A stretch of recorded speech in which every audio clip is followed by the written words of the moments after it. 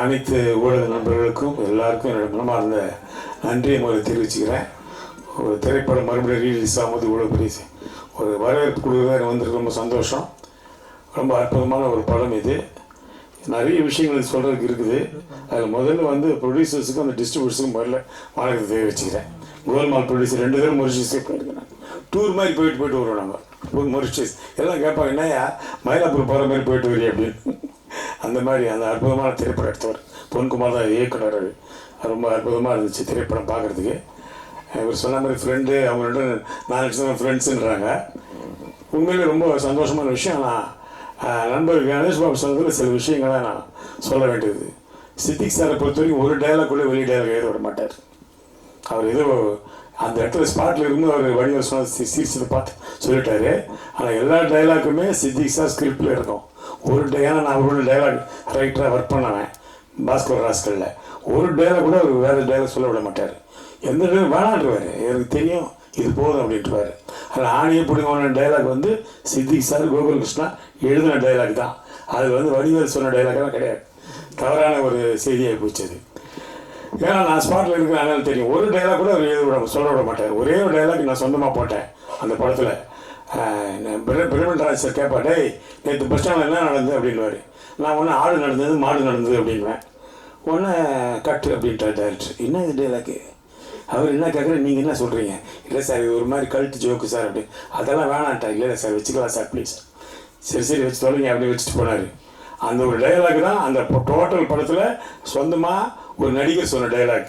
அது கூட சிம்பு இருக்கார், டிஆரோட சன்னு, அவர் எங்கே பார்த்தாலும் சொல்கிற டைலாக் தான். சார் எனக்கு ஃப்ரெண்ட்ஸில் ஆணியை பிடிங்கனோட எனக்கு ரொம்ப பிடிச்ச டைலாக்கு ஆடு நடந்தது மாடு நடந்தது அப்படின்னு தான் சொல்லுவார். அந்த மாதிரி சித்திக் சாரை பொறுத்தவரைக்கும் every things in paper, every things in is mind. ஒன்று கூட வெளியே எடுக்க மாட்டார். அதே மாதிரி கோகுல் கிருஷ்ணாட்ட டைலாக் எழுதிட்டு அதை படிக்க சொல்லுவார். படிக்கும் ஒரு வார்த்தை விட்டாலும் திருப்பி எழுதி சொல்லுவார். அதே பாஸ்கர் ராசல் நான் டைலாக் ரைட்டராக ஒர்க் பண்ணதுனால சொல்கிறேன். எல்லா டைலாக்ஸும் அவர் கண்டிப்பாக பண்ணுவார். அற்புதமான திரைப்படம். ஃப்ரெண்ட்ஸ் நேரத்தில் சூர்யா நானும் ரொம்ப ரொம்ப ஜோவியில் பழகிட்டுருப்போம். ரொம்ப சந்தோஷமான விஷயம் என்னென்னா, நான் வந்து உடுமலைப்பேட்டில் ஷூட்டிங், ஃப்ரெண்ட்ஸ் ஷூட்டிங்கு, அப்போ தெனாலி ஷூட்டிங் கொடைக்கானல் மேலே நடக்கும். நைட்டு இங்கேருந்து காரில் கிளம்பி மேலே போனோம். அங்கே போய்ட்டு ஒரு நாள் ஷூட்டிங் முடிச்சுட்டு அங்கேருந்து நைட்டு கிளம்பி இங்கே வரோம். அவ்வளோ பிஸி. அந்த நேரத்தில் இங்கேருந்து போகும்போது சூர்யா வந்து, ஜோதிகா கேட்டதா சொல்லு, இது கேட்குறது தான் என் வேலை. உடனே நாங்கள் போய், madam Surya about you asking, எனக்கு பாதி இங்கிலீஷ் தான் தெரியும் சொல்லி முடிச்சாங்க. தேங்க்யூ அப்படின்வாங்க.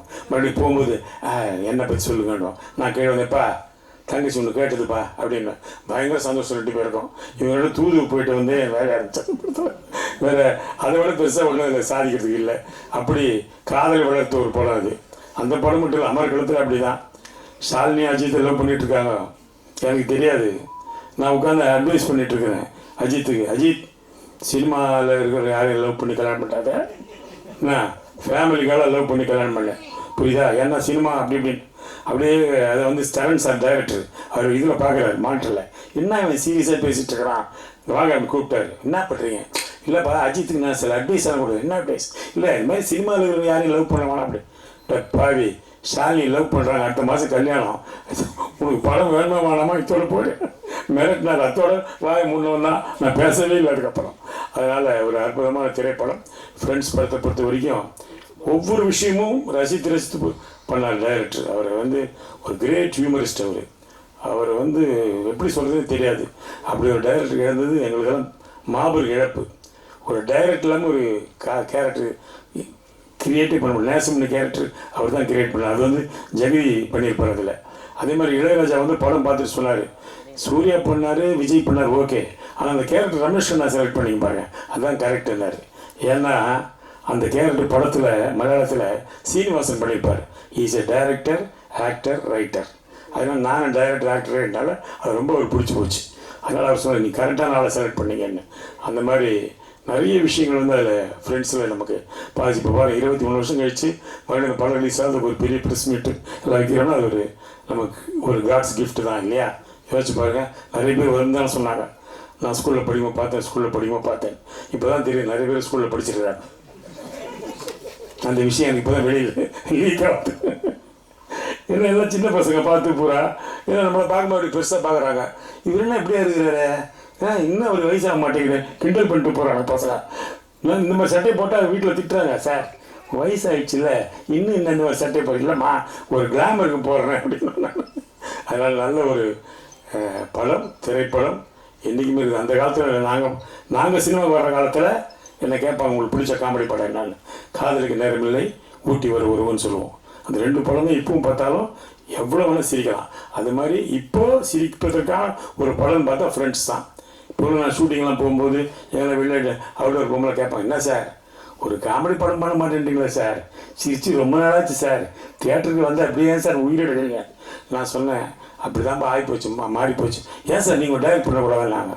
நான் சொன்னேன், டைரக்ட் பண்ணலாம், ஆனால் டைரக்ட் பண்ணால் இந்த காலத்தில் ட்ரக் விற்கணும், இல்லைன்னா துப்பாக்கி புதுசாக கண்டுபிடிக்கணும், இது பண்ணால் தான் கதை பண்ண முடியும். அப்படி ஆகிடுச்சு. இப்போ நல்ல ஒரு கதை சென்டிமெண்ட்டு சிரிப்புன்றதெல்லாம் கிடையவே கிடையாது. அதனால் இந்த படம் நிச்சயமாக தியேட்டரில் பெரிய லெவலில் போகணும்னு இறைவனை வேண்டுகிறேன். நன்றி, வணக்கம். நல்லா நிறைய விஷயம் இருக்குது. இந்த கடிகாரம் உடைக்கிற சீன் இருக்கு இல்லையா, அந்த சீனில் கடிகாரம் உடைச்ச உடனே விஜயோ சூர்யாவோ சிரிச்சிருவாங்க, அவ்வளோதான். அது மறுபடியும் அசம்பிள் பண்ணுறதுக்கு கிட்டத்தட்ட ஒரு 1/2 hour ஆகும். மறுபடியும் எடுத்து மறுபடியும் ரெடி பண்ணி போட்டோன்னே ஐயோ பிடிக்கலன்னா டம்மல் உடஞ்சாலும் சிரிச்சிடுவாங்க. இப்போ கூட படம் பார்த்தீங்கன்னா விஜயும் சூர்யாவும் அப்படி திரும்பி நின்று சிரிச்சிட்ருப்பாங்க பார்க்குறதுக்கு. அதனால் அந்த படம் அந்த ஷாட்டுக்கு அவ்வளோ இருக்குது. அதே மாதிரி வடிகளுக்கு தலையில் சுற்றி போட்ட ஷாட் அது ஒரு காமெடி. அது ஒரு சாஃப்ட் ஃபுட்டு தான், தலையில் போட்டால் வலிக்கும், லைட்டாக போட்டாலும் வலிக்கும்ல. டைலாக் எழுதிட்டார் கோகுலகிருஷ்ணா, நடு மண்டல் நச்சுன்னு போட்டான்னு. அது நடு மண்டல் விழ மாட்டேங்குது, இங்கே விழுது இங்கே விழுது இங்கே விழுது. அவன் வடிவில் கேட்குறேன், டேய் என்னடா வேணுன்ட்டே பண்ண, டே நானா பண்ணுறேன், அது தானே அப்படி விழுதுப்பா, அது சாப்பிட்டு விட்டு ஸ்ட்ரெயிட் வெயிட்டெல்லாம் டக்குன்னு போவோம், இது சைடில் போகுது. அது மாதிரி நடந்தது. அதேமாதிரி விஜய் சார் வந்து ரொம்ப அற்புதமாக பாடுவார். அந்த ஷூட்டிங் வர வரைக்கும் எனக்கு தெரியாது. நம்மளாம் போய் முதல்ல டைலாக்கெல்லாம் கேட்டுக்கிட்டு அப்படி பண்ணிவிட்டு இப்படி பண்ணிவிட்டு என்னமோ அதை ப்ரிப்பேர்லாம் பண்ணிகிட்டு இருப்போம்ல, அவர் அதெல்லாம் பண்ண சைலண்ட்டாக இருப்பார். வந்து ஸ்பாட்டில் நடித்தாருன்னா அற்புதமாக நடிச்சுட்டு போயிடுவார். அது எப்படி தான் அவருக்கு வர அவர் அந்த பான் கிஃப்ட்டுன்னு நினைக்கிறேன் அவருக்கு. அதே மாதிரி ஆமாம் பான் கிஃப்ட் அவருக்கு. அதே மாதிரி டப்பிங் கூட சரி, நான் போனால் ஒரு டப்பிங் வந்து ஒரு லூப் வந்து ஒரு 4 தடவை பேசுவேன். ஆனால் அவர் அப்படி இல்லை, ஒரே தடவை பார்ப்பார், கரெக்டாக பேசுவார் டப்பிங்கை. அவர் எக்ஸ்ட்ரானரி ஆர்டிஸ்ட் டப்பிங். அவர் எனக்கு தெரிஞ்ச நடிகர்கள் சிவாஜி நரசிம்மன் மட்டும் தான் அப்படி பேசியிருக்காரு. அவர் மட்டும்தான் ஒரு தடவை போட்டுட்டு அப்படி பார்த்தாருன்னு வச்சுங்களேன், போடுறா ரீலன்னுவார், போட்டால் படைப்பாடலாம் போட்டான்னா ஒரே டைம் தான் கரெக்டாக பேசுவார். அது மாதிரி விஜய் அவ்வளோ அற்புதமான ஒரு நடிகர், அற்புதமான கேரக்டர். அதே மாதிரி ஒரு பந்தாலாம் கிடையாது, எங்களோட ஜாலியாக உட்காந்து பேசுவார், சந்தோஷமாக இருப்பார். எந்த இடத்துலையும் நான் ஒரு ஹீரோ, நீ காமெடி அப்படிலாம் பழக மாட்டார். ரொம்ப அற்புதமான ஒரு பழகம். அது தேவயானி மேடத்தை போய் சொன்னோம்னா ரொம்ப முதல்ல ஜோதிகா தான் போட்டாங்க அந்த கேரக்டரில், அப்புறம் சிம்ரனை போட்டாங்க, எல்லாம் போயிடுச்சு. அப்புறம் தேவயானி தான் நடித்தாங்க. ஏன்னா அவங்களுக்கு ஒரு லக்கு இருக்குது, அவங்க எந்த படம் நடித்தாலும் சூப்பர் ஹிட். காதல் கோட்டையில் ஆரம்பித்து ஃப்ரெண்ட்ஸ் வரைக்கும் எல்லா படமும் நடித்த படம்லாம் ஹிட்டு. அதனால் ரொம்ப அவங்களும் இந்த படத்தில் பெரிய பங்காயிட்டிருக்கு. அந்த கோபம் படுற சீன்லாம் இந்த பாட்டு பார்த்துருப்பீங்கள, அந்த டென்ஷன், அந்த சாங்கை அதெல்லாம் ரொம்ப அற்புதமாக பண்ணியிருப்பாங்க. அவங்களுக்கு என்னுடைய வாழ்த்துக்களை தெரிவிக்கிறேன். நன்றி.